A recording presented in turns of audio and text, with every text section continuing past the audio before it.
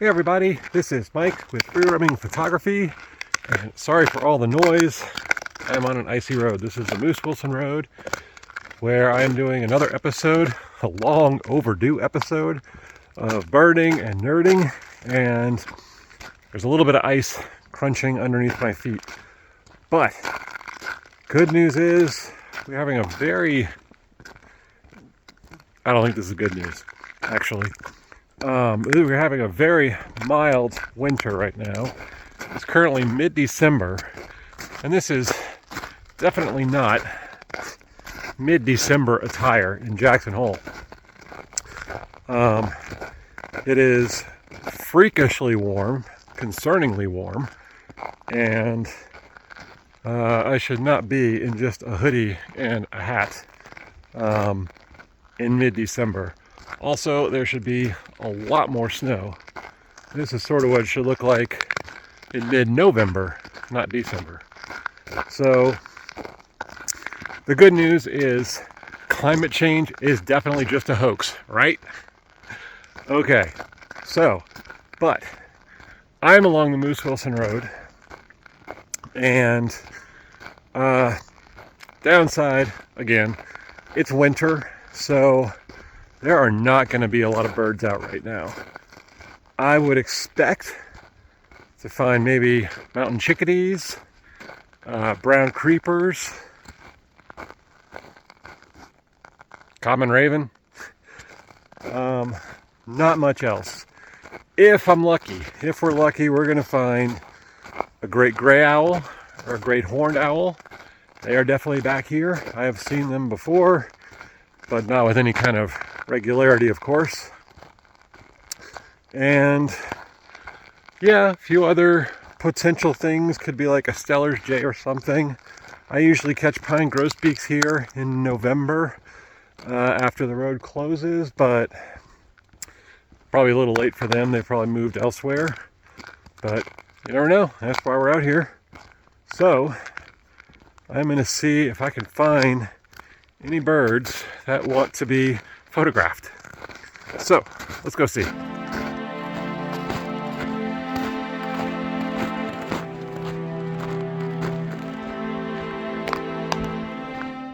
So just to clarify a couple of things, you are probably noticing that there are tire tracks in the road in the snow, despite the road being closed. Why is that? Because the rangers still use this road to get from the south entrance back to Moose. Otherwise, they have to go all the way around past Teton Village, through Jackson, then back up to Moose, instead of just going from Teton Village to Moose. So, that is one clarification. The other one is, you may have noticed I shaved my beard. Yes, I did. It's gone. So, that is because, maybe you missed the last video I put out, but I am trans. So, a whole other video about that. You can watch that if you want. Like I said there, if that bothers you, sorry. No, I'm not sorry. But thanks for watching and support thus far. And if you do keep watching, if you're supportive, thank you. That means the world, and love you for it. And okay, enough rambling. Let's find some birds.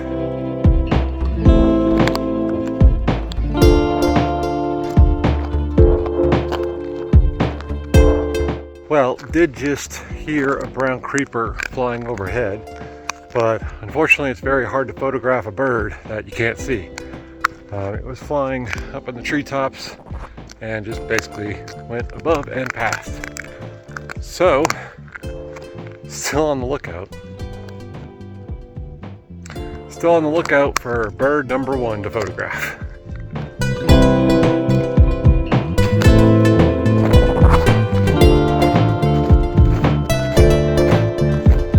Okay, so I stopped to find some chickadees that were behind me, and ahead of me there is a ruffed grouse, but it is buried way deep in some thick branches, which you can see right back there.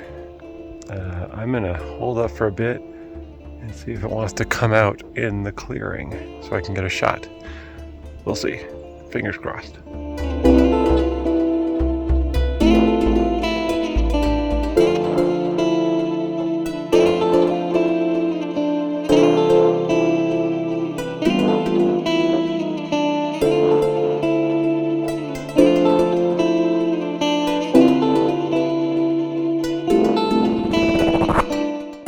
Okay, as you can see from that video, there was not a lot of great options going on.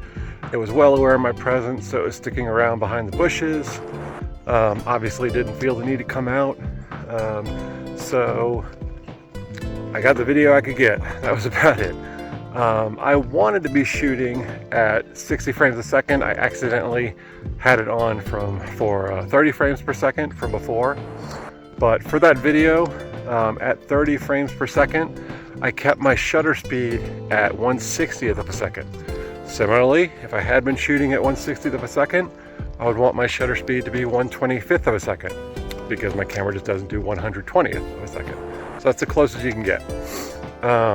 Likewise, if I'm shooting 120 frames per second, the closest shutter speed I can get is 1/250th of a second. So essentially, if you're shooting video on a digital SLR, you want double your your frame rate. You want your shutter speed to be double your frame rate in a fraction of a second. So that is why you always want manual mode when you're shooting video, to make sure you get the settings right, because if you keep it in AV or TV or aperture value, shutter value, whatever like that, there's too many variables that could get off and you're not going to get the right settings in your video. So the aperture, you make it whatever you want. I was making it what I could get, and ISO I dialed in as appropriate to get a good even value for that shutter speed. While I was shooting, the chickadees flew off. You might have heard them back there. They were way up in the trees. So I'm going to keep moseying around and see what we can find. I am kind of on the road into the LSR right now, the Lawrence Rockefeller Preserve. So I'll see if anything's back here. I'm not doing a whole lot. The sun is going down right now, and temperature's starting to drop. But the clouds were supposed to start rolling in, so it was not supposed to get super cold tonight. Another concerning weather feature. But I will see what else is out here and see if we can find anything worthwhile.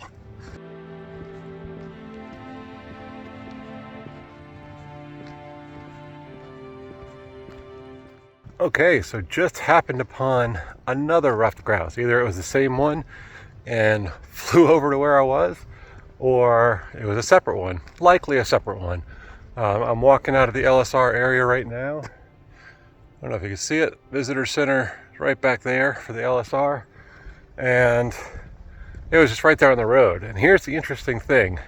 I didn't see it, I didn't hear it calling or anything, but it's quiet enough out here so that I was able to just hear it pecking through the grasses and searching for food. So that's why quiet is really important. If you can get away from noise pollution, that's going to help you identify or find even more birds. In terms of the stuff I got, the video is not bad. I was 60 frames a second, so 1/25th of a second.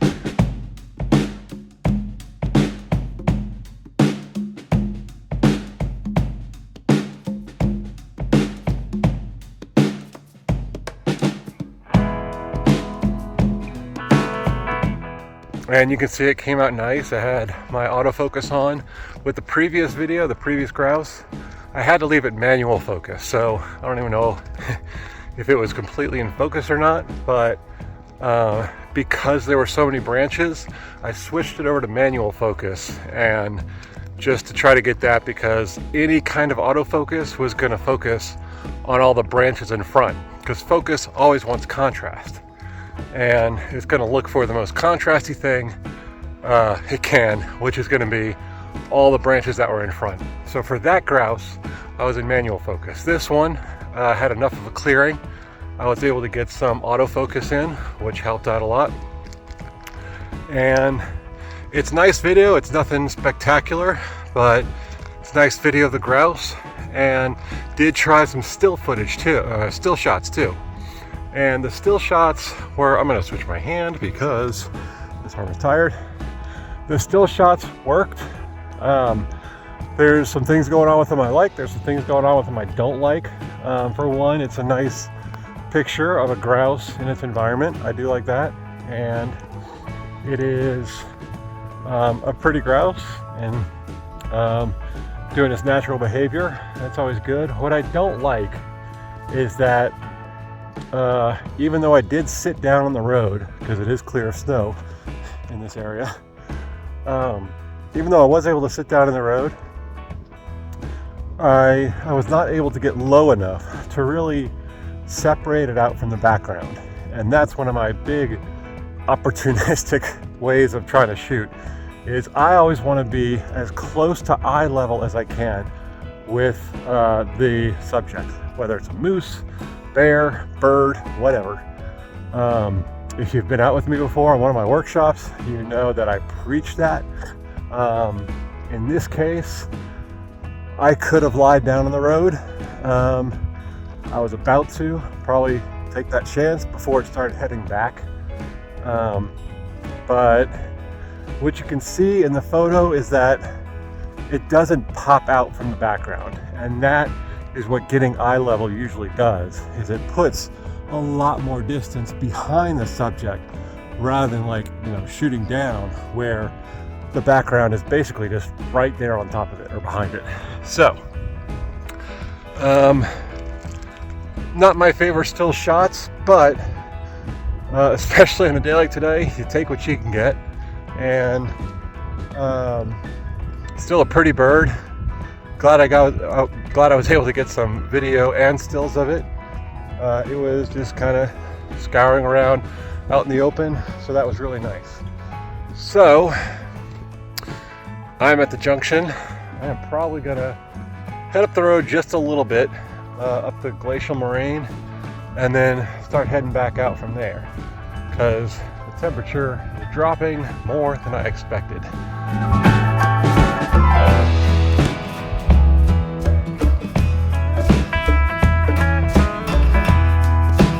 And by the way, if you are liking this video, I would really appreciate it if you liked and subscribed. It does me a world of difference.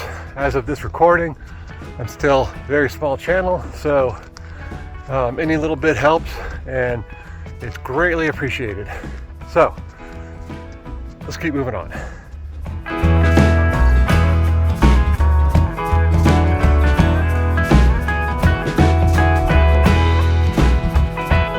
So I have started heading back.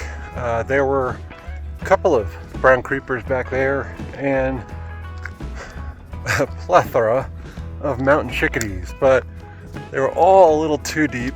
The snow, like I said before, it's not terribly deep, but it's just deep enough to discourage me from going in and post-holing in part of it. So brown creepers too, me none. And chickadees 20, me none. But did get some grouse, and there's always a chance of something else on the way out. It is getting darker. Fingers crossed. Let's cross those fingers. There we go. Fingers crossed. An owl will come out on my way out, and see if we can take advantage of that.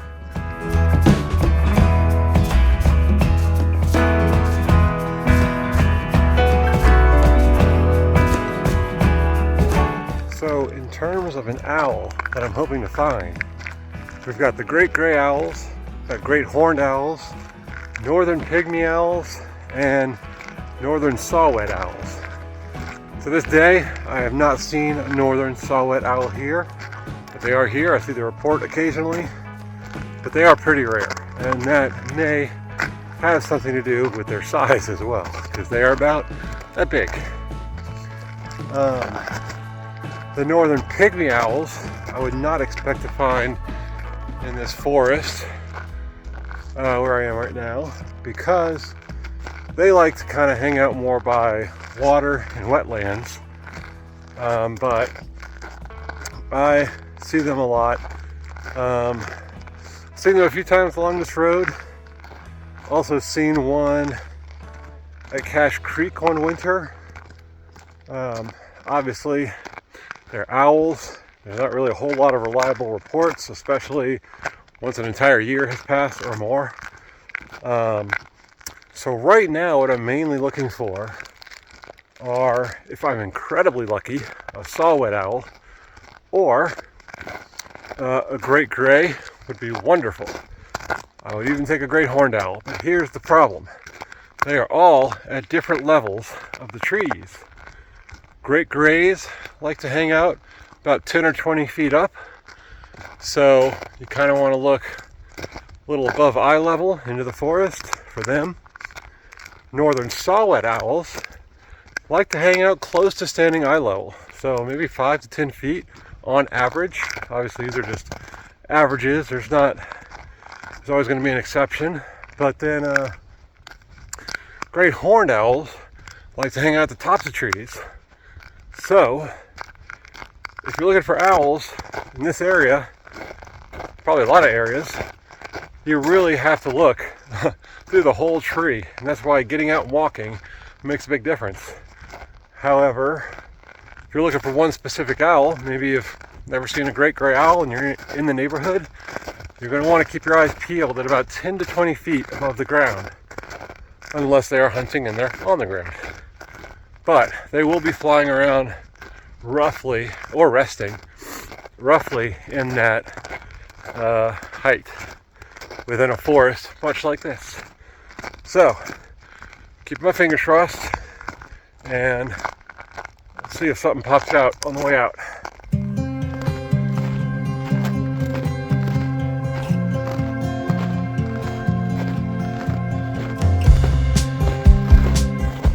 Okay, obviously back in my car and no owls yet.